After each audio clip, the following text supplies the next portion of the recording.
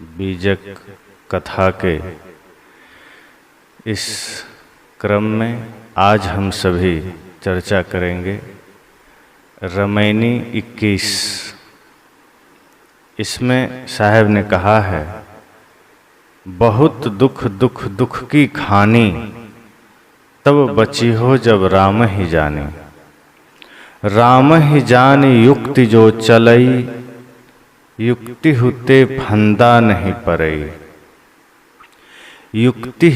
युक्ति चला संसारा, निश्चय कहा न मानु हमारा। कनक कामिनी घोर पटोरा, संपत्ति बहुत रहे दिन थोरा। थोरी संपत्ति गौ बौराई, धर्म राय की खबरी न पाई। देखी त्रास मुख गौ कुम्हिलाई, अमृत धोखे गौ विष खाई। मैं सिरजों मैं मारों मैं जारों मैं खाऊं, जल थल महिया रमि रहों मोर निरंजन नाव। साहब ने इसका शीर्षक में दिया है, राम के ज्ञान से ही दुखों से छुटकारा है। बहुत दुख दुख दुख की खानी। यह संसार, यह देह बहुत दुख की खानी है। खानी का अर्थ ही होता है उसका स्रोत, जहां से वह उत्पन्न होता है। जैसे तमाम प्रकार के बाहर धातु जमीन से निकलते हैं तो कहीं कह देते हैं ये कोयले की खान है, ये सोने का खान है, हीरे का खान है। इसी तरह साहब कहते हैं यहां दुख की खानी है। और वह क्या है? वह हम सब का यह मनुष्य शरीर है, संसार है। यह दुख की खानी है। अन्यत्र सदगुरु कबीर ने कहा भी है, तन धर सुखिया काहू न देखा, जो देखा सो दुखिया।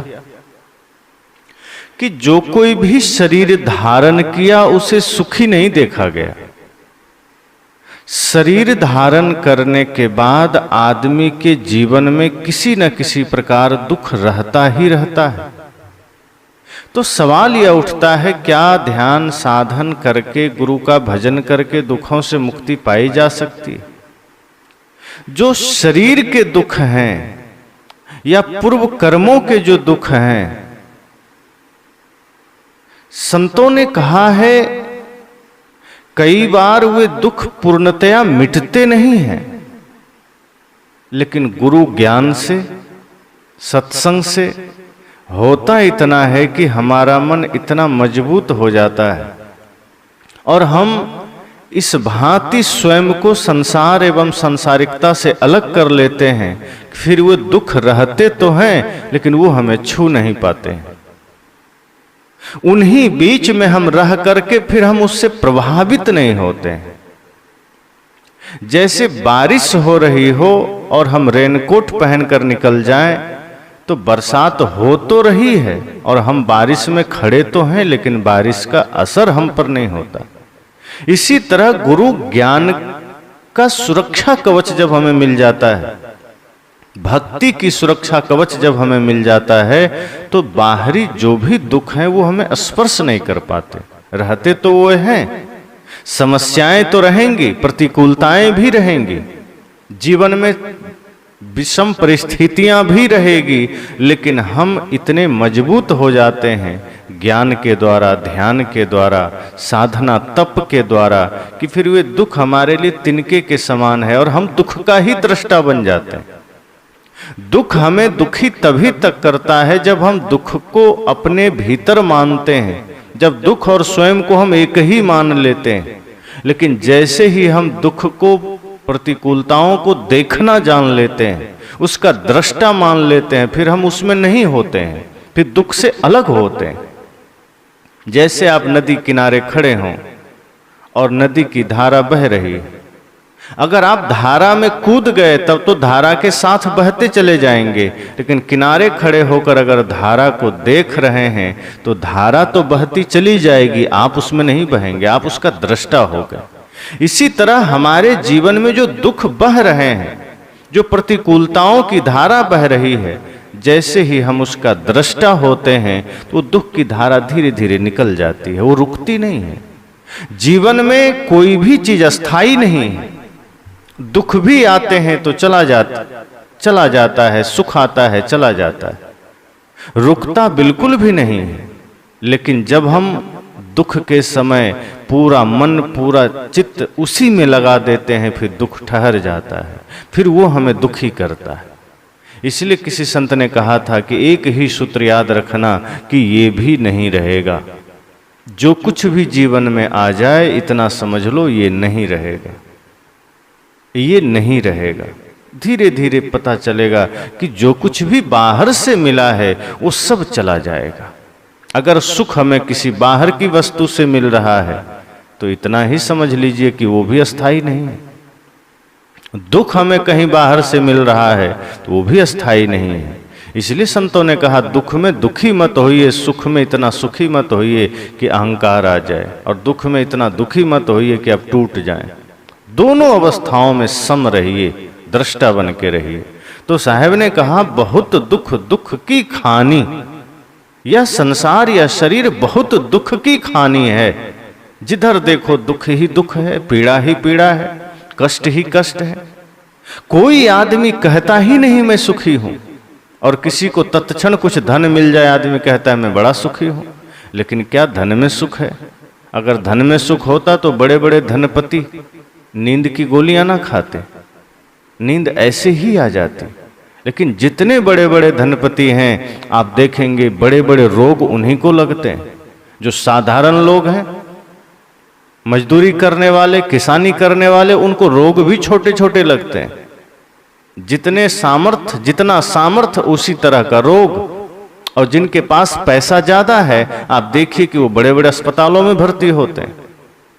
सामान्य आदमी आसपास के शहरों में और ज्यादा हुआ तो देश की राजधानी में जाके इलाज करा लेता है। लेकिन जो धनपति हैं, करोड़पति, अरबपति हैं, उनका इलाज भी देश में नहीं होता।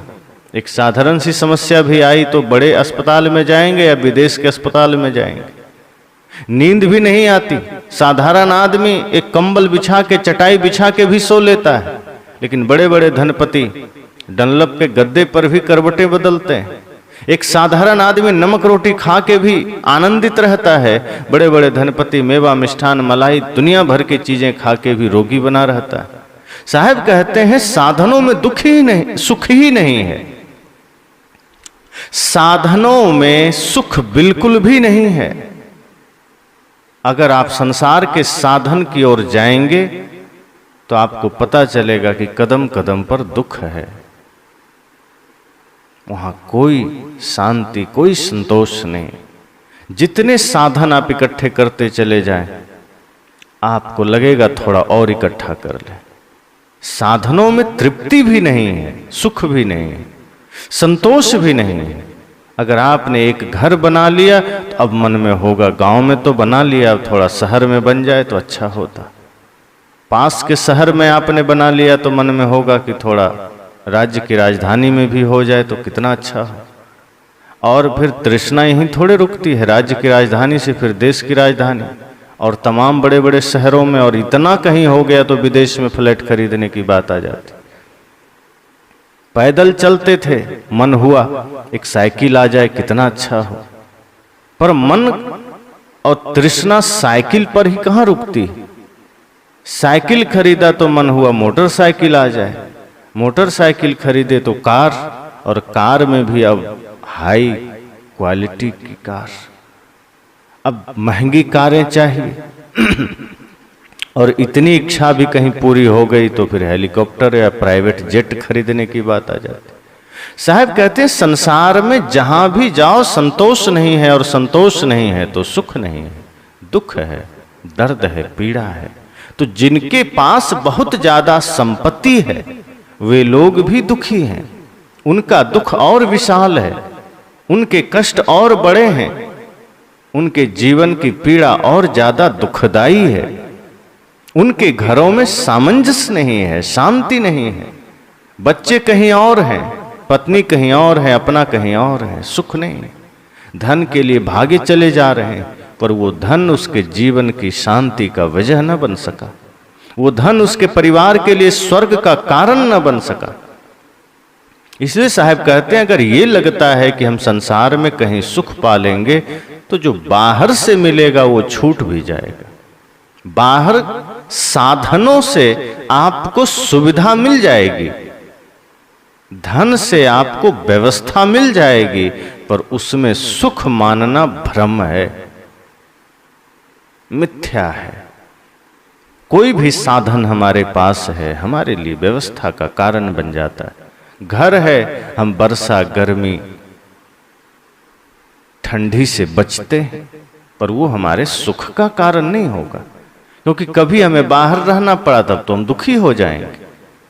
सुख का कारण अपने भीतर खोजिए, अपने भीतर तलाशिए, और उसका कारण इतना ही हो कि हम बाहर के समस्त तृष्णाओं का त्याग कर दें, बाहर के समस्त इच्छाओं का त्याग कर दें, कामनाओं का त्याग कर दें, और जब भीतर संतोष में स्थित हो जाएं, तृप्ति में स्थित हो जाएं, तो धूप में खड़े होंगे तो भी सुखी होंगे, छाया में होंगे तो भी सुखी होंगे। अभी ऐसा है कि धूप मिल जाए तो तुरंत आदमी परेशान होने लगता है, छाया मिल गया तो तुरंत शांति मिल जाती।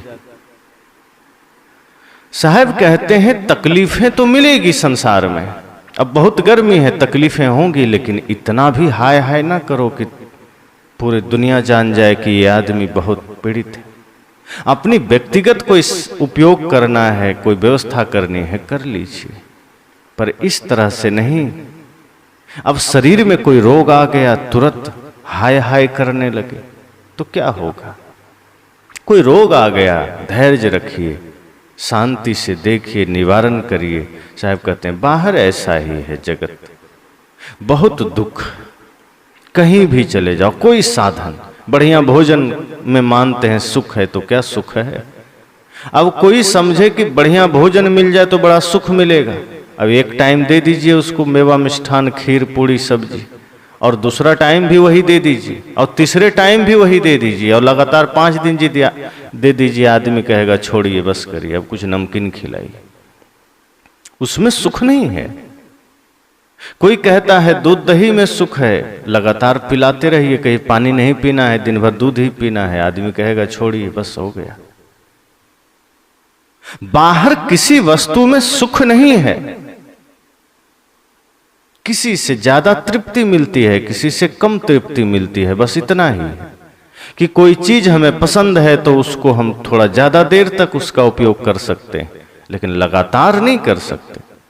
संसार की वस्तुएं हमारे लिए अस्थाई सुख प्रदान नहीं कर सकती, उसमें कहीं ना कहीं दुख है। अच्छी से अच्छी वस्तुओं का भी अगर लगातार आपको प्रयोग करने को कहा जाए तो आप दुखी हो जाएंगे। लोग कहते हैं, ये मेरा घर मैंने बड़े अरमानों से बनाया है, ये मेरा घर मैंने बड़े ही खर्च करके इसको सजाया संवारा है। कोई कह दे तुम्हें 24 घंटा इसी में रहना है, दरवाजे से बाहर नहीं निकलना है, 7 दिन इसी में रहना है, पूरा महीना इसी में रहना है, आदमी कहेगा एक झोपड़ी भी ही दे दो, हम उसी में रह लेंगे, लेकिन ऐसा कैद में नहीं रह सकते। कितना बढ़िया घर हो, कितना बढ़िया कपड़ा हो, अब बहुत लाखों का कपड़ा हो और कोई कहे कि तुम्हें यही पहनना है, इसको छोड़ना ही नहीं है, चेंज ही नहीं करना है, सुख नहीं मिलेगा, दुख मिलना शुरू हो जाएगा। कोई कहे ये बहुत बढ़िया कार है, बहुत सुखी हैं हम, कोई कहे कार में ही बैठे रहो, उतरना नहीं है, वही दुख का कारण बन जाएगा। संसार की कोई भी वस्तु हमारे जीवन के लिए पूर्णतः सुख का कारण नहीं बन सकता। वो साधन है, उसका आप सदुपयोग करेंगे तो शांति बनी रहेगी, सुख बना रहेगा। लेकिन यदि अच्छी से अच्छी वस्तुओं का भी दुरुपयोग शुरू हो जाए, वही दुख का कारण बन जाता है। तो संसार में कहीं भी कोई भी व्यक्ति यह कह नहीं सकता कि हम इतना कुछ पा करके सुखी हैं। गरीबी है तो आदमी कहता है अमीरी आ जाए तो हम सुखी हो जाएंगे, और जिसके पास अमीरी आ गई वो और ज्यादा अमीरी चाहता है, और जिसके पास थोड़ा ज्यादा आ गई वो और ज्यादा चाहता है, सुख फिर भी नहीं। और इस चक्कर में आदमी धीरे धीरे बहुत आगे तक निकल जाता है, और ऐसा समय आता है जब उसके पास लगता है अब तो बहुत कुछ कर लिया, सुख कहाँ मिला। लगा तो था कि बहुत ज्यादा अमीरी आ जाएगी तो सुख मिलेगा, पर सुख तो कहीं दिखता ही नहीं, शांति तो कहीं दिखती नहीं है, क्योंकि धन में सुख है ही नहीं। धन हमारे जीवन की व्यवस्था का कारण बनता है। हम कहीं यात्रा करते हैं, धन उसमें सहयोगी है। शरीर को भोजन चाहिए, धन उसमें सहयोगी। आवश्यकता बिल्कुल है धन की, लेकिन वो हमारा लक्ष्य नहीं है, वो हमारी मंजिल नहीं है, वो हमारा ध्येय नहीं है।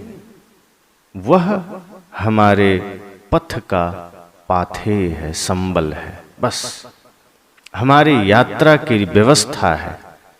धन से हम कपड़े, भोजन, वस्त्र, अन्यत्र जितनी भी सुविधाएं हम करते हैं यहाँ वहाँ की, उस सब हम धन से कर सकते हैं। पर साहब कहते हैं आप ये सोच लेंगे कि संसार में सुख है, तो साहब ने कहा नहीं नहीं, बहुत दुख दुख की खानी। लोग आए होंगे सदगुरु कबीर के पास कि साहब हमने घर बनाया, हमने जमीन खरीदी, हमने तमाम व्यवस्थाएं की, बड़ा सुख है। साहब कहें कहाँ सुख है, कहीं भी सुख तो नहीं है। खुद को देखो, तुम्हारा सुख क्षण में बदल जाता है। जो वस्तु तुम्हें इस पल सुख दे रही है, अगले ही पल वही वस्तु तुम्हें दुख देने लगती। किसी आदमी को पुत्र नहीं है, वो दुखी है। वो कहता है गुरुजी कृपा करिए, एक पुत्र हो जाए, बड़ा सुख मिलेगा। पुत्र हो गया मान लो, थोड़ा बड़ा हुआ, और जैसे ही अवज्ञा करने लगा, गलत रास्ते पर गया, बात नहीं मानने लगा, अलग रहने लगा, वही पुत्र अब दुख का कारण बन गया। जिसके बिना आप दुखी थे, आज उसके होने पर आप दुखी हैं। जिसके आने से आपको लगता था सुख मिलेगा, अब वही आपके दुख का कारण बन गया है। जिस परिवार को आप सुख का कारण मानते थे, समय समय पर वही दुख का कारण बन जाता है। लगता था पत्नी में सुख मिलेगा, लेकिन जैसे ही पत्नी आ गई, अब वही दुख का कारण है। अब उसी से छुटकारा पाना चाहते हैं, अब उसी से मुक्ति पाना चाहते हैं। मन ही मन सोचते हैं किस मनहूस घड़ी में हम साथ हुए, अच्छा होता साथ ना होते, ऐसे ही रहते। लेकिन जब तक साथ नहीं है तब तक मन में गुदगुदी हो रही है कि कितना जल्दी शादी हो, पत्नी मिले, सुख से जिए। लेकिन मिलते ही लगता है क्या कर लिया। और साहब कहते हैं फिर वही जो कुछ क्षण पहले, कुछ समय पहले तुम्हारे जीवन में सुख का कारण था, वही अब दुख का कारण बन गया। संसार की वस्तुएं कब तुम्हारे सुख का कारण से दुख का कारण बन जाए कोई नहीं जानता। बच्चे सुख के कारण बने, दुख के कारण भी वही बन गए। मित्र सुख का कारण बना, क्षण भर में वही दुख का कारण बन गया। जो भोजन तुम्हारी तृप्ति और सुख का कारण है, अब मान लीजिए कोई आदमी भोजन 2 दिन से नहीं किया, अब उसे कहा जाए कि तुम्हें और कुछ ध्यान है, वो कहेगा नहीं, मुझे भोजन के सिवा कुछ भी ध्यान नहीं। मैं कुछ भी कर रहा हूं, मुझे चारों ओर भोजन ही दिख रहा है। मैं चांद को भी देखता हूं तो उसमें रोटी नजर आती। मैं कहीं भी नजर डालता हूं, मुझे होटल नजर आ रहे हैं, भोजन नजर आ रहा है। आप एक चीज गौर करिए, जब आप 2-3 दिन के भूखे हो तो आप जिधर नजर डालेंगे आपको कहीं न कहीं भोजन का ही ख्याल आएगा। लेकिन उस आदमी को भोजन दिया जाए और कहा जाए कि जब तक हम ना रुके तुम्हें भोजन करते जाना है।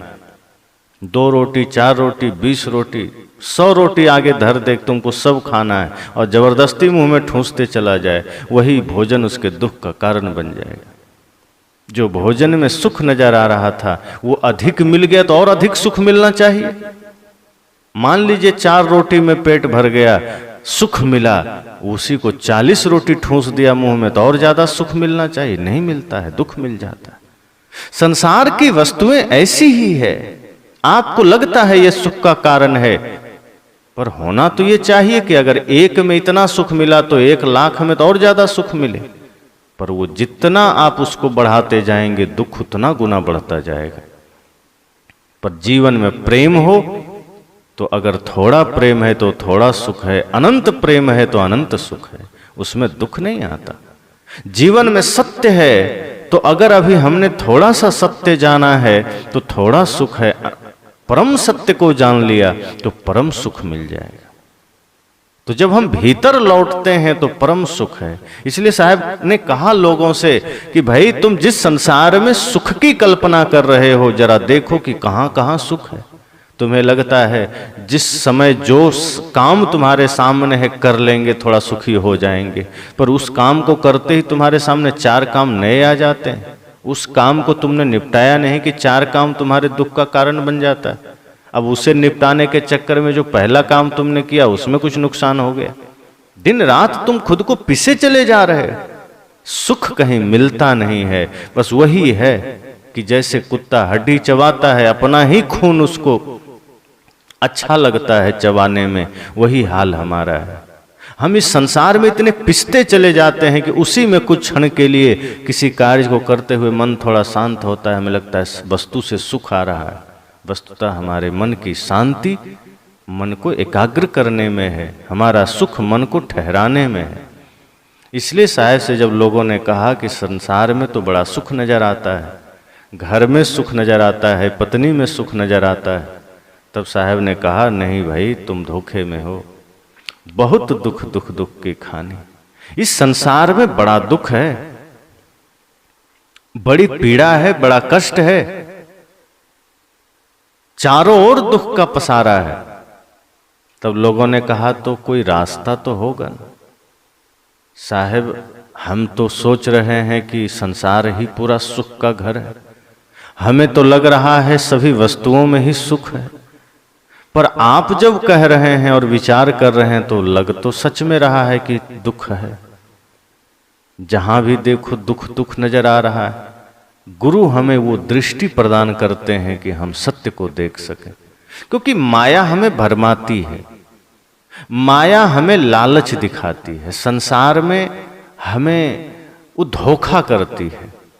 आपको जहां दुख है वहां सुख का भास कराएगी। एक घटना संतजन कहते हैं कि एक आदमी, नेता टाइप का आदमी था, जब वो मरा तो पहुंचा ऊपर, तो यमदूतों ने कहा कि तुम कहां जाना चाहोगे। वो कहा बढ़िया जगह ले चलो। कहा ठीक है, स्वर्ग या नरक। कहा मैं पहले दोनों जगह देखूंगा, दोनों में जो बढ़िया होगा वहीं जाऊंगा। सुनता तो हूं स्वर्ग बढ़िया है, पर दिखा दो एक बार। कहा ठीक है चलो। तो जब स्वर्ग उसको ले गया तब कहा ये तो बड़ा वीरान मालूम पड़ता है, शांत वातावरण है, कहीं कोई ऐश्वर्य नहीं, कोई विलासिता नहीं, कोई उमंग, कोई उत्साह नहीं, कोई नृत्य नहीं, कहीं चुपचाप कोई एकांत बैठा ध्यान कर रहा है, कहीं कोई शांत ऐसे ही बैठा है, कोई किसी से लेना देना नहीं, चारों ओर शांत वातावरण है। उस नेता ने कहा मुझे कुछ जमा नहीं, स्वर्ग बड़ा फीका फीका लगता है, एक बार नरक भी दिखा दो। तो जैसे ही नरक के दरवाजे में प्रवेश किया, देखता है चारों ओर नृत्य हो रहे हैं, नाच नौटंकी, मदिरा की व्यवस्था है, सोने खाने की व्यवस्था है, भोगों की व्यवस्था है, तमाम चीजें हैं, एकदम चारों ओर चमक दमक है। यमदूत से कहा नेता ने कि लोग झूठे खबर फैला रखा है धरती पर कि स्वर्ग बढ़िया है, आज पहली बार पता चला स्वर्ग तो कुछ भी नहीं है, नरक तो इतना बढ़िया। कहा हमको नहीं जाना स्वर्ग, इस ऐश्वर्य और इस सुख को छोड़कर हम नरक में, स्वर्ग में तो नहीं जाएंगे, हम यहीं रहेंगे, नाम इसका नरक है पर ये स्वर्ग से भी बढ़िया है। यमदूतों ने कहा ठीक है तो यहीं रहो। जैसे ही कहा और आगे बढ़ा तो सब नज़ारा बदल गया। देखता है कोई कड़ाहा में उबाला जा रहा है, कोई मैला में फेंक दिया गया, कोई आरा से चीरा जा रहा है, कोई बिच्छू से कटवाया जा रहा है, किसी को सांप से डसवाया जा रहा है। वो चिल्लाया, कहा यमदूत ये क्या कर दिया तुमने, कहाँ ले आए मुझे? कहा नर्क है। कहा अभी तो बढ़िया दिखा रहा था। कहा हाँ तुम भी तो यही करते हो, जमीन पर लोगों के बीच जाते हो चुनाव में कि रोड बनवा देंगे, बिजली दे देंगे, अस्पताल खुलवा देंगे, नौकरी लगवा देंगे। दिखाते तो तुम भी बड़ा बड़ा सपना हो, पर हकीकत में तो तुम सिर्फ अपनी जेब भरते हो, दुनिया को तो दुख ही देते। यही हम भी यहाँ कर रहे हैं। हम दिखाते बढ़िया हैं, हम प्रदर्शनी बढ़िया कर रहे हैं, पर देते बढ़िया नहीं है। स्वर्ग जो तुमने देखा उदासी, वस्तुतः वही परम शांति है। और यहाँ जो तुमने ऐश्वर्य देखा, ये तुमसे ही हमने भी सीखा है। जो काम तुम जमीन पर कर रहे हो वही वही हम यहाँ कर रहे हैं। और अब इसी मैले में शीर्षासन करो, और उसी टट्टी में शीर्षासन करवा दिए। साहब कहते हैं यही माया का काम है। वो दिखाती बढ़िया बढ़िया है, किस वस्तु में सुख है ये ले लो। रास्ता चलते नजर पड़ गया किसी बढ़िया चीज में, अब लग रहा है तो मेरे पास होना चाहिए, ये मोबाइल हमारे पास होना चाहिए, घड़ी हमारे पास होना चाहिए, ये कपड़ा हमारे पास होना चाहिए, ऐसा चप्पल हमारे पास होना चाहिए, बढ़िया घर देखा तो ऐसा घर हमारा भी होना चाहिए। माया सब जगह हमें भरमा रही है, सुख दिखा रही है, ऐश्वर्य दिखा रही है, चमक दमक में लगता है सुख है, शांति है, समृद्धि है। माया का काम यही है। साहब ने कहा माया दिखाती बढ़िया बढ़िया, चमक दमक दिखाती है, लगेगा कि दुनिया का सारा सुख बाहर ही है। साहब कहते हैं इसलिए इस भ्रम में मत रहना कि संसार में सुख है। माया दिखाती तो सुख है, पर है भयंकर दुख। तो लोगों ने कहा प्रभु तो हम बचेंगे कैसे? कहा एक ही रास्ता है कि जिस संसार में तुम जा रहे हो, जिन वस्तुओं को तुम इकट्ठा कर रहे हो, बस इतना ही समझ लो कि ये तुम्हारे साधन है। इसे अपना साध्य मत समझ लेना। ये तुम्हारी वस्तुएं जो कुछ भी है संसार, ये तुम्हारे जीवन जीने की व्यवस्थाएं हैं। इसे तुम अपना मंजिल मत समझ लेना। अगर तुम इसको ही सर्वस्व मान लेते हो तो तुम परिवार में झगड़े कर लोगे उसी धन के लिए, फिर भाई से विवाद कर लोगे, माता पिता को वृद्धाश्रम में डालाओगे। क्योंकि जिस धन में तुमने संपूर्णता का भास कर लिया, जिस धन को ही तुमने सर्वस्व मान लिया, फिर उससे पाने के लिए और उसे रखने के लिए तुम अपनों को भी छोड़ोगे नहीं, उसके साथ भी तुम दगा करोगे। लेकिन जिस दिन तुम्हें यह आभास हो जाए कि ये धन केवल तन गुजर के वास्ते है, ये सिर्फ तन की व्यवस्था के लिए है, फिर उस धन के लिए तुम अपने भाई से विरोध नहीं करोगे। पता चल जाए कि बाहर का सब कुछ सिर्फ तुम्हारे व्यवस्था के लिए है, फिर तुम किसी से विवाद नहीं करोगे, झगड़ा नहीं करोगे। इसलिए पहली बात तो ये आभास करना होगा। अगर संसार के दुखों से बचना है, अगर संसार की पीड़ा से बचना है, तो सबसे पहले तो यह सोचना होगा कि यह धन या संसार की व्यवस्थाएं, ये संसार की चीजें हमारी व्यवस्था के लिए है, हमारे यात्रा के लिए है। और दूसरी बात साहब ने कहा तब बची हो जब राम ही जाने, तब बचोगे जब राम को जानोगे। तो लोगों ने कहा राम को, कौन से राम को? साहब ने कहा मेरा राम चेतन राम है, स्वरूप राम है, मेरा वह राम है जो श्री राम के भीतर भी बैठा है, आत्मा रूपी राम। क्योंकि बाहर किसी राम को जानोगे तो उनको भी बिछुड़ना पड़ेगा, उनसे भी तुम मुक्त होगे। बाहर कुछ भी स्थिर नहीं है। बाहर तुम जिसे भी जानोगे वह सब बिछुड़ेगा, छूटेगा। बाहर जिसे भी तुम सुख का आधार मानोगे वह आधार गिरेगा, वह आधार बिखरेगा। अगर तुम सौंदर्य को सुख का आधार मानते हो तो सौंदर्य अस्थाई तो नहीं। जवानी है, बचपना है, जवानी है तो सौंदर्य है। जैसे ही बुढ़ापा उतरेगी सौंदर्य खो जाएगा, तो सुख तो खो गया। तुम धन को सुख का आधार मानोगे, आज धन है कल भी रहेगा, कोई गारंटी तो नहीं। धन खोया मतलब सुख खोया। अगर तुम घर को सुख का आधार मानोगे, आज तुम्हारा घर है, कल भूकंप में जमीन में चला गया, घर खो गया तो सुख खो गया।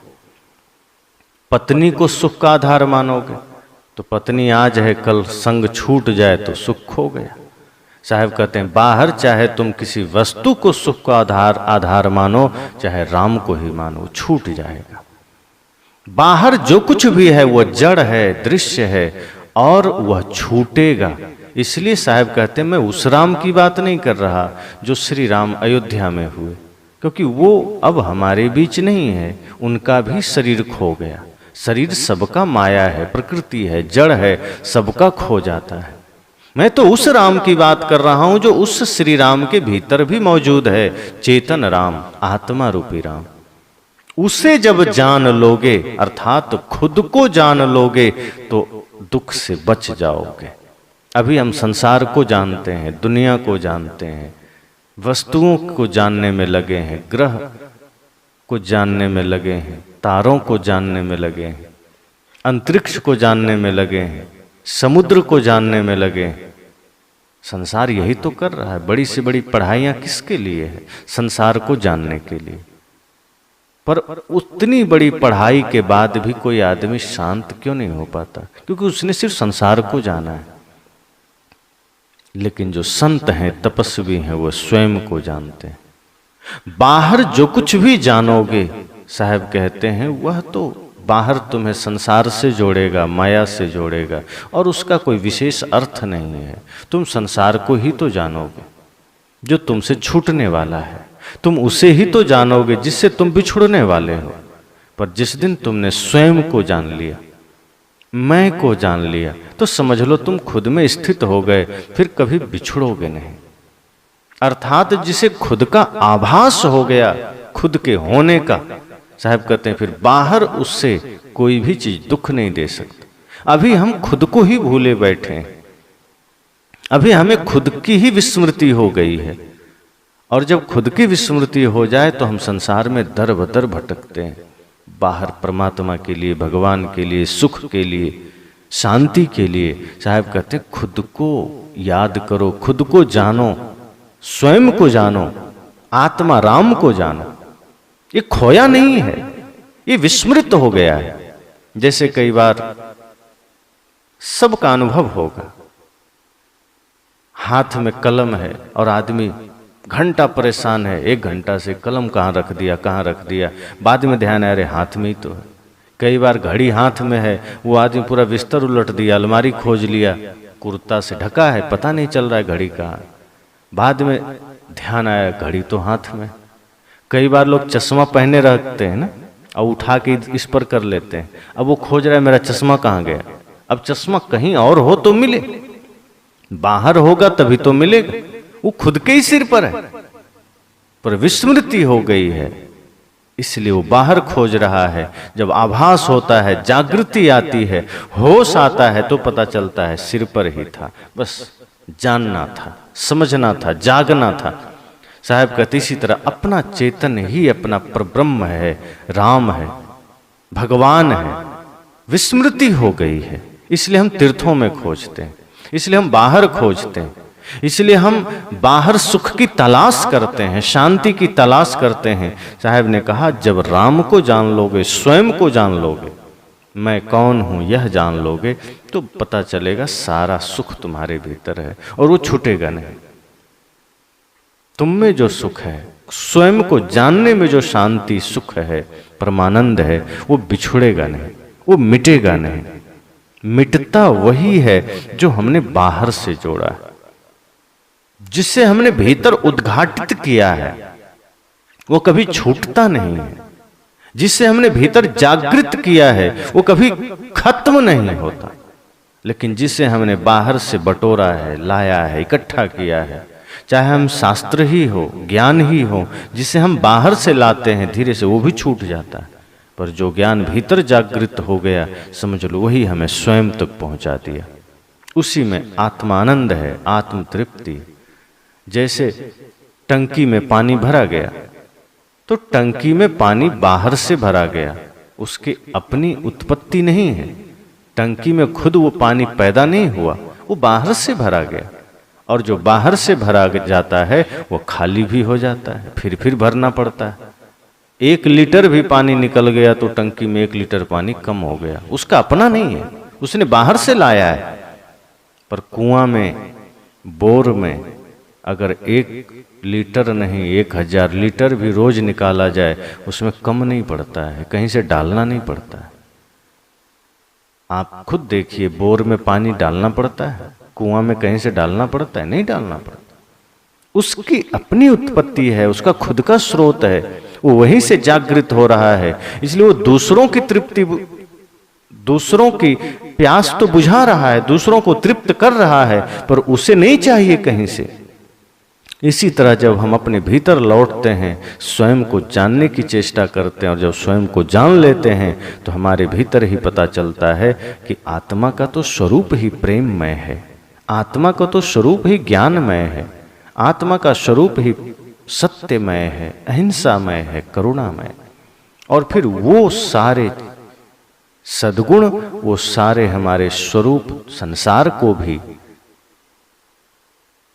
प्रेम प्रदान करता है, संसार को भी सुख प्रदान करता है।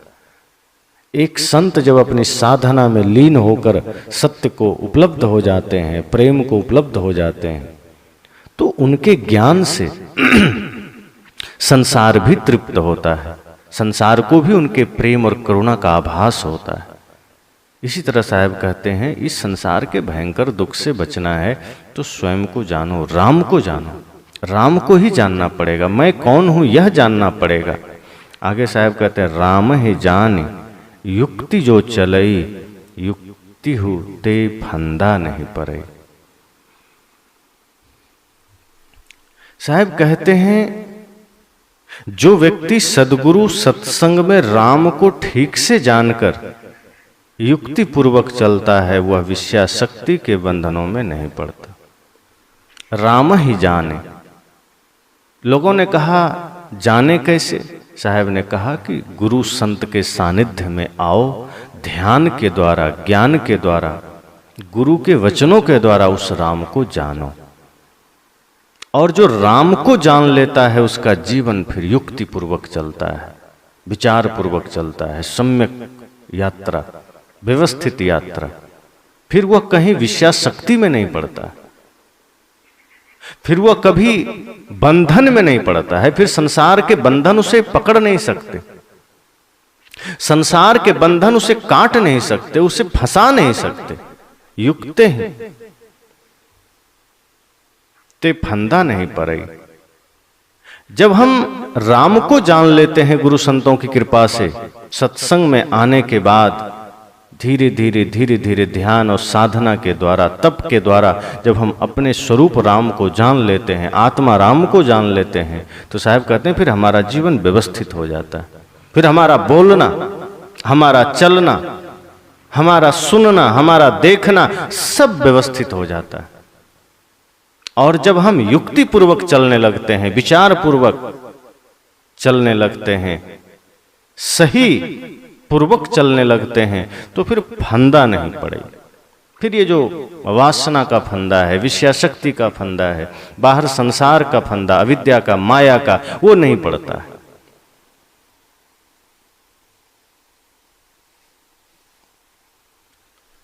आगे साहब कहते युक्त ही युक्ति चला संसारा,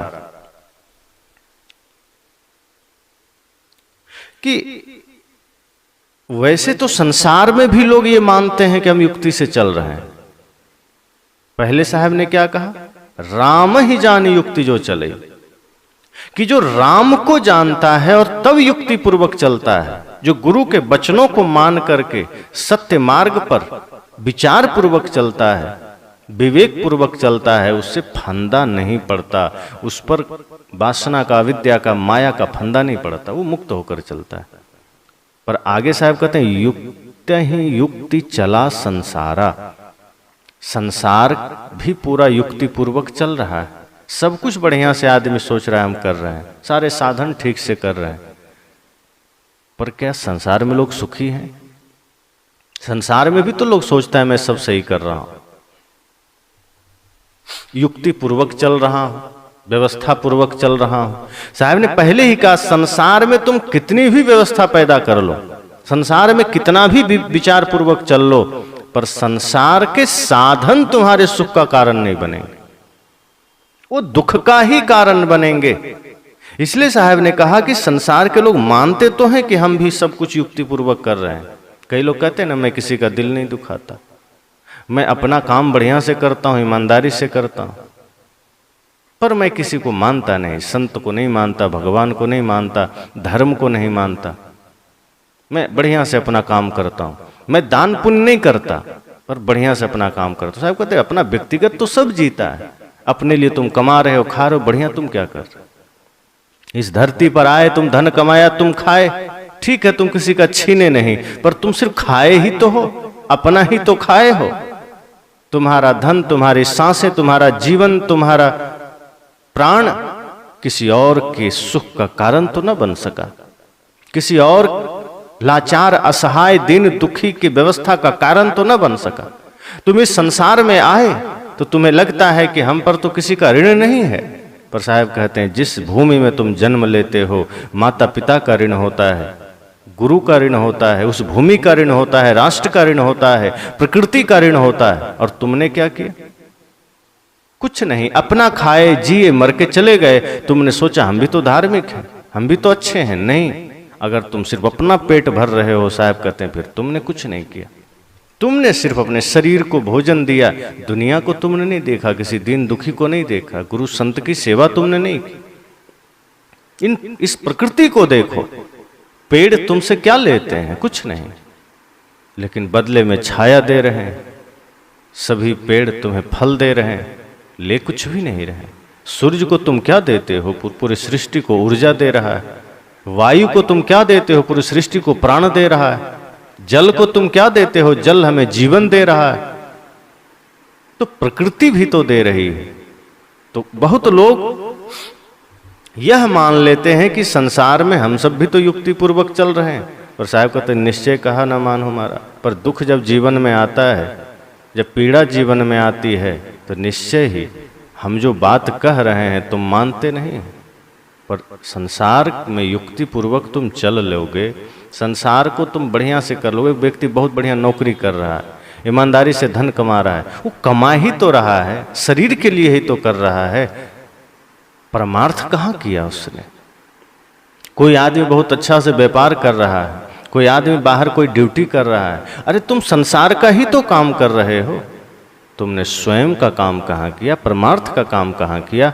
और जब संसार के ही काम में तुम व्यस्त हो तो वहाँ सुख कहाँ, वहाँ शांति कहाँ, दुख ही तो है। इसलिए साहब कहते हैं निश्चय ही मैंने कहा, लेकिन तुमने माना नहीं।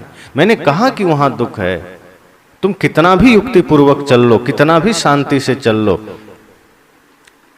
तो साहब ने क्या कहा कि संसार के लोग भी अपनी समझ से युक्ति पूर्वक ही चलते हैं, परंतु वे गुरु के विचार नहीं मानते। साहब कहते निश्चय कहा न मानो हमारा। तुम चलते हो पर विचार नहीं मानते, तुम धर्म नहीं मानते, संत को नहीं मानते, उनके ज्ञान को नहीं मानते। और जब जीवन में तुम्हारे परमार्थ नहीं है, धर्म नहीं है, सत्य नहीं है, तो तुम संसार के काम को कितना भी व्यवस्थित करो। जैसे शरीर मुर्दा हो जाए तो उसे तुम चाहे उसके सामने मेवा रख दो, मिष्ठान रख दो, बढ़िया कपड़े रख दो, है तो वो प्राण ही नहीं, क्या मोल है उसका, लाश है वो। इसी तरह जिस व्यक्ति के जीवन में धर्म नहीं है, सिर्फ बाहर संसार है, तो वो मुर्दा के समान है। जिस व्यक्ति के जीवन में प्रेम नहीं है, वो मुर्दा के समान है। साहब ने कहा है जाघट प्रेम न संचरे ताघट जान मसान। जिसके हृदय में प्रेम नहीं है उसे मरघट समझना। बाहर से होंगे तुम दौलतमंद, बाहर से होगे तुम धनपति, साहब कहते हैं पर तुम कंगाल हो अगर तुम्हारे जीवन में सत्य नहीं, भक्ति नहीं, प्रेम नहीं। जिसके जीवन में भक्ति है, प्रेम है, फिर वो शाहंशाह है, सम्राट है। तो इसलिए साहब ने कहा कि संसार भी युक्ति पूर्वक चल रहा है। संसार के लोग कहते हैं कि हम भी संसार के सारे काम बढ़िया व्यवस्थित कर रहे हैं, लेकिन साहब कहते उसमें तुम गुरु के वचन नहीं मानते, इसलिए वहां तुम्हें दुख मिलता है, और दुख ही है। और वो दुख किस तरह से मिलता है, संसार के कार्यों में हम किस तरह से लीन हैं और क्या कर रहे हैं। कोई कहे, कोई चोर कहे कि हम भी तो ईमानदारी से चोरी करते हैं, रात भर मेहनत करते हैं, एक घर में कुछ चुराते हैं, दो आदमी गए आपस में ईमानदारी से बांटते हैं, हम भी तो बढ़िया से चोरी कर रहे हैं, तो क्या वो धर्म हो जाएगा। कोई चोर कहे मैं चोरी बढ़िया से कर रहा हूं, कोई शराबी कहे मैं भी तो ईमानदारी से शराब पी रहा हूं, कोई व्यभिचारी कहे हम भी तो ईमानदारी से व्यभिचार कर रहे हैं। साहब कहते हैं वहां तुम सुख की तलाश कर रहे हो, वहां तुम धर्म की बात सोच रहे हो, वहां तुम शांति नहीं, तुम काम ही गलत कर रहे हो। और गलत काम कितना भी व्यवस्थित किया जाए, गलत काम कितना भी युक्ति पूर्वक किया जाए, कोई कहे हम भी तो मांस खाते हैं, बढ़िया से खाते हैं, व्यवस्थित होकर खाते हैं, विचार करके खाते हैं, अपने से नहीं मारते हैं, मरा हुआ जानवर लेके आते हैं, उसी को बढ़िया से पका के खाते हैं, तो तुम हत्या ही तो कर रहे हो, कोई पुण्य थोड़े कर रहे हो। पाप कर्म को कितना भी युक्ति से करो वो पाप ही रहेगा, पाप को युक्ति पूर्वक करने से वो पुण्य नहीं हो जाएगा। इसलिए साहब ने कहा कि संसार के लोग अपने सारे कर्म को सही ठहराते हैं, उचित ठहराते हैं, पर वो गुरु की वचन नहीं मानते। गुरु क्या इशारा कर रहे हैं, वे कह रहे हैं तुम बाहर कुछ भी कर लो, वो सब छूटने वाला कर्म है, मिटने वाला, और उसमें भी अगर तुमने पाप कर्म किया है तो फिर नरक तैयार कर लिया तुमने। इसलिए बाहर के कार्य तो तुम्हारी व्यवस्था के लिए, पर उसमें भी अगर तुमने पाप की कमाई कर ली और उसे भी तुमने युक्ति पूर्वक मान लिया तो फिर और ज्यादा घोर नरक में जाओगे। इसलिए गुरु की बात मानो, स्वयं को जानने की चेष्टा करो, परमार्थ के पथ पर चलो।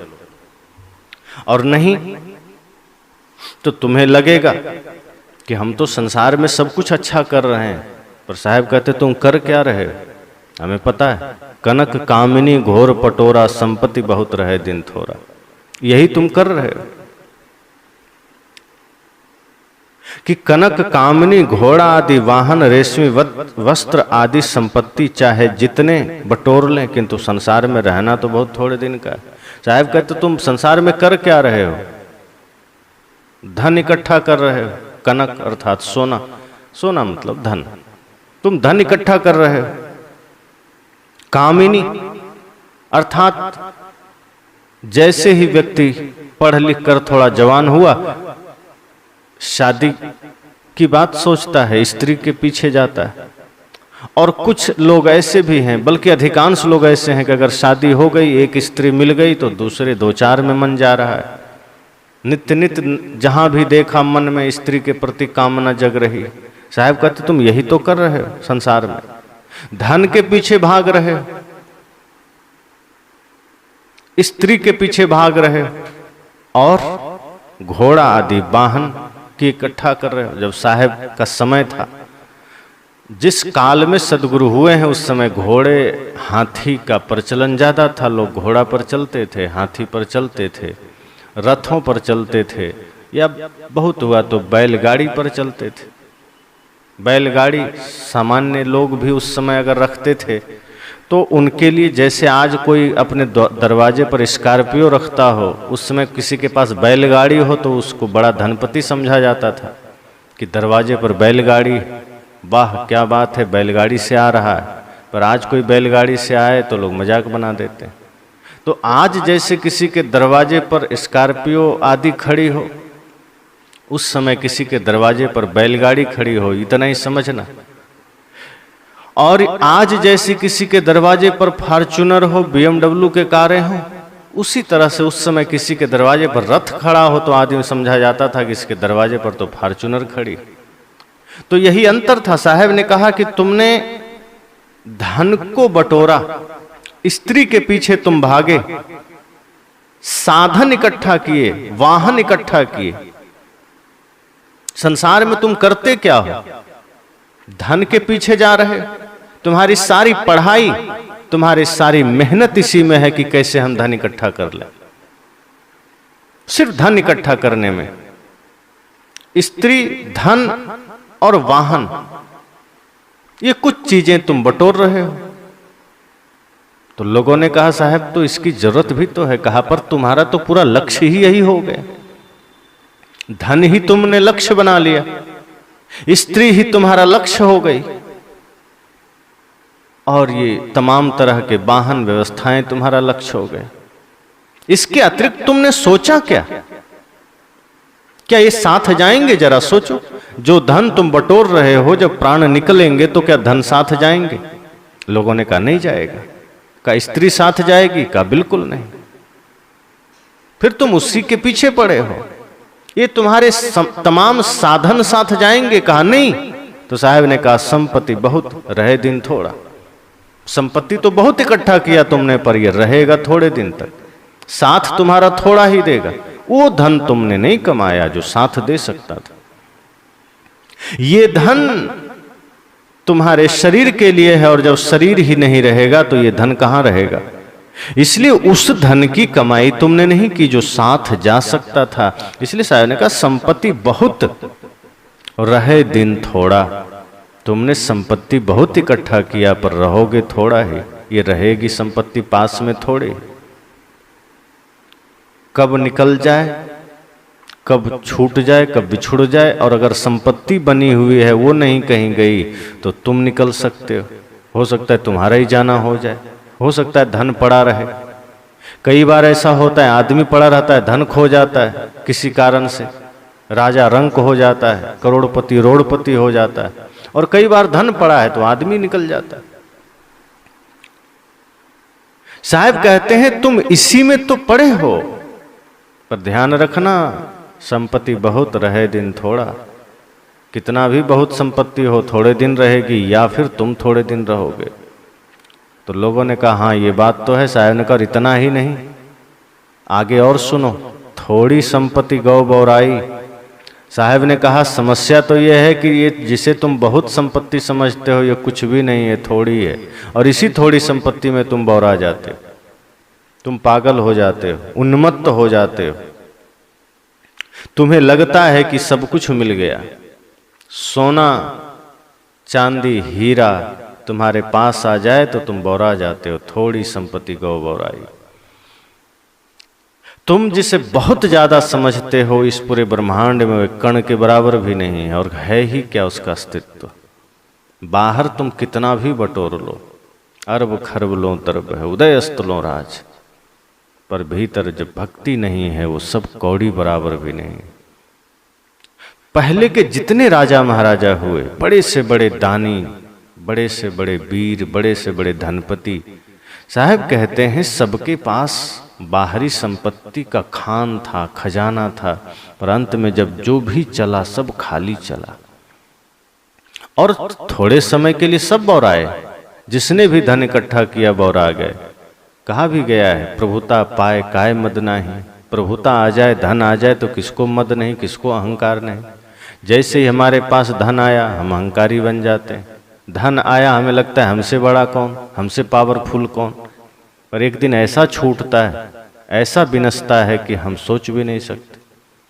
अभी ही आप सब जान रहे हैं बांग्लादेश में क्या हुआ। सशक्त प्रधानमंत्री, बढ़िया बहुमत से जीती हुई, जिनके पिता बांग्लादेश की आज़ादी में सहयोग किया, बल्कि उसके प्रणेता हैं मुजीबुर रहमान, जिन्होंने बांग्लादेश की आज़ादी के जनक हैं, उसके पिता हैं। उनकी पुत्री शेख हसीना जी का क्या हुआ? बांग्लादेश में लोगों ने ही सत्ता से क्षण भर में उतार दिया, और अपने ही देश में एक प्रधानमंत्री 4 सूटकेस लेके भागने पर मजबूर हो गई। बाहर का यही तो पसारा है। एक प्रधानमंत्री जो कुछ देर पहले पूरे देश की प्रमुख हैं, सब प्रशासन है, चारों ओर अपना ही हुकूमत है, पर ऐसा समय आया कि अपना घर, अपना खजाना, अपना वस्त्र सब छोड़ के भागना पड़ गया। साहब कहते हैं थोड़ी संपत्ति आती है आदमी यही तो करता है।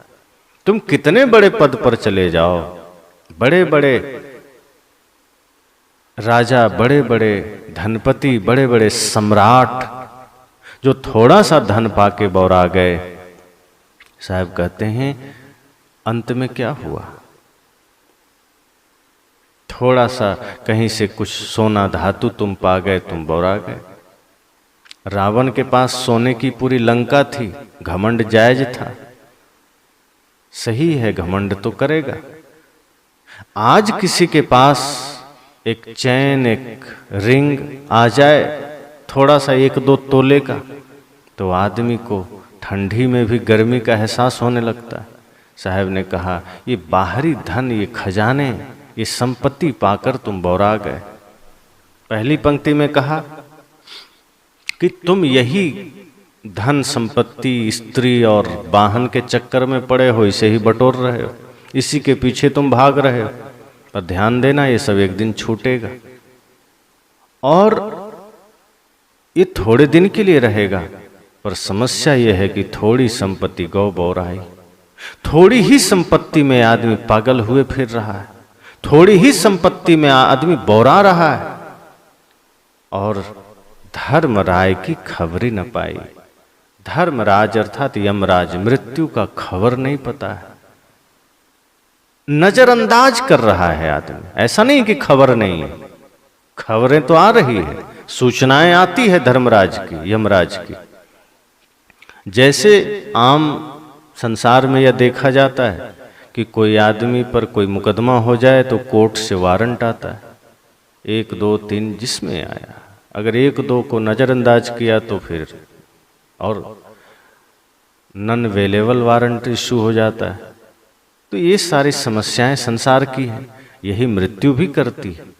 आदमी नजरअंदाज कर रहा है, धर्मराय की खबर ही न पाई, ऐसा कर रहा है जैसे उसकी कोई खबर नहीं है। पर खबर आ रही है, संकेत आ रहा है, वारंट आ रहा है, सूचना आ रही है। साहब कहते हैं, थोड़ी संपत्ति गौ बौराई, तुम बौरा तो गए संपत्ति में, भूल गए दुनियादारी में, भूल गए धन संपदा में, परिवार में, पत्नी में, बच्चे में, ऐश्वर्य में, पद में, प्रतिष्ठा में, मान में, सम्मान में तुम भूल गए। पर ध्यान देना, धर्मराय की खबरें न पाई। तुम खबर को नजरअंदाज कर रहे हो, पर यमराज खड़ा है, वो दूर नहीं है तुमसे। तमाम तरह के संकेत जीवन में आ रहे हैं, तमाम तरह के सूचनाएं जीवन में आ रही। कोई पड़ोसी गुजर गया तो हर किसी के गुजरने में अपना गुजरने का संकेत कहाँ देख पाते हो। और सच तो यह है कि एक भी व्यक्ति गुजरा मतलब उसके गुजरने में तुम्हारा गुजरना दिखना चाहिए, और है। किसी के जाने में अपना जाना दिखना चाहिए। हर डूबते शाम में अपनी जीवन के शाम को देखो, ढलते ढलते ढल जाएगी इस जीवन की शाम, काहे को विसारा गुरु का नाम। धीरे धीरे ढलते ढलते जीवन की शाम हो जाएगी। हर सूर्यास्त में अपने जीवन का अस्त देखो, हर बीतते पल में अपने जीवन का एक एक पल को देखो कि हमारा एक एक समय बीत रहा है। मृत्यु संकेत दे रही है प्रकृति के द्वारा। और जब तब भी हम नजरअंदाज करते हैं कि कोई गुजर गया और उसके गुजरने में हम अपनी मृत्यु नहीं देख पाते, किसी की स्मृति दिवस में हम गए और हम अपना स्मृति नहीं देख पाते, किसी के पुण्यतिथि में हम अपनी मृत्यु को नहीं देख पाए, तो साहब कहते हैं कि फिर और भी सूचनाएं आती है। फिर डायरेक्ट मृत्यु हमें संकेत भेजती है, बाल पकना, दांत हिलने लगना, आंखों की रोशनी कम हो जाना, पैर लड़खड़ाने लगना, जुबान लड़खड़ाने लगना, चाम हल्के पड़ जाना, ढीले पड़ जाना। साहब कहते हैं सब मृत्यु का संकेत है, संभल जाओ। कब आ जाए, कब आधम के कोई पता नहीं। हे चेतन, हे जीव, हे मनुष्य, जागृत हो जाओ। धर्मराज खड़ा है मौत का संदेश लेकर, लेकिन तुम समझ नहीं पाते क्योंकि संपत्ति में तुम बौरा गए हो, पागल हो गए हो, तुम दुनियादारी में लीन हो गए, इसलिए धर्मराज की खबर को तुम नहीं जान रहे। पर संकेत वो दे रहा है। आगे साहब कहते हैं, देख ही त्रास मुख गौ कुम्हिलाई। और जब अंतिम समय आ जाता है, अचानक लगता है कि अब मौत खड़ी हो गई, चारों ओर मृत्यु का पसारा है, जहां देखो वहीं काल नजर आने लगा। जब अंतिम घड़ी आती है फिर काल ही काल नजर आता है, फिर दुख ही दुख, पीड़ा ही पीड़ा। साहब कहते हैं, देख ही त्रास मुख गौ कुम्हिलाई। साहब ने कहा कि अंत में जब मौत का दुख देखते हैं तो देहाभिमानी मनुष्य का मुख सूख जाता है। अंत में जब हम मृत्यु को देखने लगते हैं तो अब तक तो हम देहाभिमान में थे, संसाराभिमान में थे, पद के अभिमान में थे, धन के अभिमान में थे, देह रूप सौंदर्य के अभिमान में थे, प्रतिष्ठा के अभिमान में थे। लेकिन जब सामने मृत्यु को देखते हैं तब अचानक लगता है ये तो लेने आ गई। हम भूले हुए थे, हम भ्रम में थे कि अभी लंबा जीना है, देह के सौंदर्य के साथ जीना है, रूप के साथ जीना है, धन के साथ जीना है, पद के साथ जीना है, परिवार पत्नी के साथ जीना है। पर मृत्यु को देखते ही देख ही त्रास मुख को मिला। जैसे ही हमने मृत्यु को सामने देखा और मृत्यु के समय के दुख को देखा तो अहंकार में पड़ा हुआ यह आदमी का चेहरा मलिन हो गया, कुम्हला गया। साहब ने कहा कि सच है, अमृत धोखे गौ विष खाई।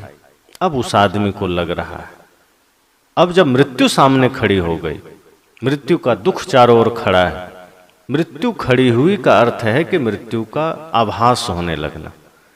और उस समय जो दुख हमें प्रतीत होता है कि सब छूट रहा है, घर धन पद परिवार तन सब छूट रहा है, उस छूटने का जो दुख होता है, क्योंकि हमने स्वयं को जाना नहीं। संतजन कहते हैं कि जो आदमी देह के अभिमान में पड़ा रहा, जो आदमी धन के पीछे भागता रहा, मृत्यु के समय बड़ा कष्ट होता है उसे अपनों का छूटने का इतना भयंकर कष्ट होता है कि वो कष्ट बहुत अनुमान नहीं लगा सकते। उसकी आंखें घूमती रहती है, चित्त विचलित रहता है। किसी देहाभिमानी अर्थात विषयाशक्ति में लीन व्यक्ति के मृत्यु के समय का दृश्य आप देखिए तो आप देख करके हतप्रभ रह जाएंगे कि उसकी आंखें नाच रही है, उसका चित्त स्थिर नहीं है, उससे लग रहा है क्या हो रहा है, पर शरीर लाचार है। मृत्यु सामने खड़ी है, उसके सामने बड़ों बड़ों का नहीं चलता। बड़े बड़े धनपति, बड़े बड़े करोड़पति भी वहां सिर झुका देते हैं कि कोई चारा नहीं चलता। राजा हो, रंक हो, धनी हो, गरीब हो, कमजोर हो, बलशाली हो, मृत्यु के सामने किसी का नहीं चलता। वहां सबको सिर झुकाना पड़ता है। साहब कहते हैं हर किसी आदमी का जिसने जीवन में सिर्फ दुनियादारी में ही अपने को बिता दिया, प्रपंच में बिता दिया, मिथ्या अभिमान में बिता दिया, वो मृत्यु आने के समय के दुख को, उस बिछुड़ने के दुख को देख नहीं पाता, उसका पूरा चेहरा मलिन हो जाता। और उस वक्त उसे लगता है अमृत धोखे गौ विष खाई। तब उसे लगता है जन्म सब धोखे में खोई दियो, जन्म तेरा बातों ही बीत गयो, अब पछताए होत क्या जब चिड़िया चुग गई खेत। बहुत जगह साहब संतों ने कहा। उस व्यक्ति को तब लगता है कि संसार को हमने अमृत समझा था, धन को हमने अमृत समझा था। अमृत मतलब जो मरेगा नहीं, जो छूटेगा नहीं। इस देह को अमृत समझा था, भोगों को अमृत समझा था, विषयों को अमृत समझा था, पर गौ विष खाई। पर अमृत के धोखे में हम तो विष खाते रहे, जहर खाते रहे। गुरु संत हमें सचेत किए, हम जागे नहीं। कितनी ऐसी सूचनाएं हमारे जीवन में आई, कितने ऐसे संकेत हमारे जीवन में आए, पर हम जागृत नहीं हो सके, हम सचेत नहीं हो सके, और हम जीवन भर विष खाते रहे, जहर पीते रहे। लगा यह सब अमृत है, पर उस अमृत के चक्कर में हम जहर खा गए। अब हम क्या करें? तो मानो संतजन जो जागृत कबीर साहब कर रहे हैं, इसमें जो हमें सचेत कर रहे हैं, जो हमें सावधान कर रहे हैं, साहब कहते हैं कि चिंता मत करो। यह जो जीव है, ये जो आत्मा है, यह मरती नहीं है। तुम्हारा शरीर छूट रहा है, तुम जा रहे हो पाप कमा करके, पर यह आत्मा को अगर जान लेते, स्वयं को जान लेते, तो पता चलता कि तुम्हारी तो कभी मृत्यु ही नहीं होगी। मृत्यु तो शरीर की है, तुम तो सदैव चेतन हो, चिरंतन हो, चिन्मय हो। अंत में साहब कहते हैं, मैं सिरजों मैं मारो, मैं जारो मैं खाऊं, जल थल महिया रमी रहो, मोर निरंजन नाव। मैं सिरजों, इस समस्त सृष्टि का कारण आत्मा ही तो, कोई दूसरा नहीं है। आत्मा ना हो तो सृष्टि ही ना हो। मैं सिरजों मैं मारो, मृत्यु का कारण भी आत्मा है। शरीर से आत्मा निकल गई, शरीर मर जाता है। शरीर में आत्मा है तो जीवन है, निकल गया तो मृत्यु हो गया। तो ये जीव कह रहा है, आत्मा कह रहा है कि मैं सृजों, मैं सृजन करता हूं, मैं ही सृष्टि का कारक हूं। मैं मारो, मैं निकल गया तो शरीर मर जाता है, मैं ही मार देता हूं। मैं हूं तो वो जिंदा है, मैं नहीं हूं तो मृत्यु के गोद में चला गया। शरीर पड़ा हो, आंख नाक कान सब बढ़िया हो, कोई कहेगा वो जिंदा है? अगर आत्मा है तो वो जिंदा है, आत्मा निकल गई तो बढ़िया से बढ़िया शरीर, चाहे वो प्रधानमंत्री का लोग कह देता है लाश। तो ये आत्मा कह रहा है कि मैं ही सृजन का कारण भी हूं, मैं ही मृत्यु का कारण हूं, मैं ही जलने का कारण हूं, मैं ही खा भी रहा हूं, मैं ही काल स्वरूप सबको खा भी रहा हूं। सब कुछ का सृष्टि में कारण, विनाश का भी कारण मनुष्य है, सृजन का भी कारण मनुष्य है। समस्त, साहब ने कहा ना, पाप का भी कारण यह जीव है, पुण्य का भी कारण यह जीव है, धर्म का भी कारण यह जीव है, अधर्म का भी कारण यह जीव है। तो यह जीव कहता है कि मैं ही सृजन का कारण हूं, मैं ही सृजता हूं, सृजन करता हूं, मैं ही मारता हूं, मैं ही विनाश करता हूं। जैसे कहा जाता है ब्रह्मा सृजन करता है, विष्णु पालन करता है और शिव संहार करता है। साहब कहते हैं कि यह जीव ही समझो ब्रह्मा है, यही सृष्टि का जन्मदाता है। आत्मा है तो सृजन है, यही पालन करता है। धर्म में जीवन जीने लगा तो सृष्टि का हम पालन भी करते हैं। धर्म का पालन कर लिए, सत्य का पालन कर लिए तो अपना भी धर्म मार्ग पर है, दूसरों का भी धर्म का पालन सिखाते हैं। मैं मारो, मैं ही संसार का विनाश भी कर रहा हूं। एक आदमी, आखिर आज जो दुनिया में इतना विनाश है उसका कारण कौन है? मनुष्य ही। दूसरा, इसका हमेशा भी समझ सकते हैं कि मैं ही तमाम बुराइयों का विनाश भी करता हूं, मैं ही तमाम समस्याओं का विनाश भी करता हूं। तो अच्छाई का कारण हम हैं तो बुराई का कारण भी हम हैं। जो कुछ भी हो रहा है सब हम ही कर रहे हैं। तो किसी ने कहा तुम हो कहां? तो कहा जल थल महिया रमी रहो। कहा मुझे कहां कहां नहीं हूं, मैं कहां कहां नहीं हूं, सब जगह हूं। जल पर जितने भी जीव हैं, जल में सब में मैं ही हूं, सब मुझ में ही है। आत्मा ही तो सब में, सब में जीव ही तो है। कहा सब में जीवन है, सब जीवन का कारण आत्मा ही है। और थल में अर्थात जमीन पर जितने भी हैं उसमें भी मैं ही हूं।